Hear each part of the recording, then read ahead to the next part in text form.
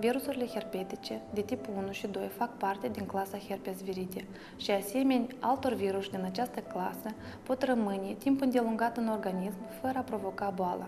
Virusul herpetic de tip 1 afectează zona orală, pe când virusul herpetic de tip 2 afectează zona anogenitală. Cu toate acestea, în ultimul timp se observă schimbarea zonelor și tropismul acestor virus. Manifestările clinice în cazul apariției infecției cu herpes sunt apariția unor vezicule pline de lichid la nivelul buzelor sau la nivelul genital, pruriginoase.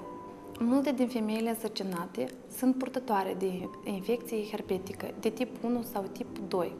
Contactarea pentru prima dată în timpul sarcinii a infecției herpetice este periculoasă, deoarece poate provoca malformații cardiace, malformații oculare, moartea produsului de concepție, deces intrauterin. Cu toate că riscul teoretic de a transmite prin placentă infecția de la mamă la făt este de numai 5%.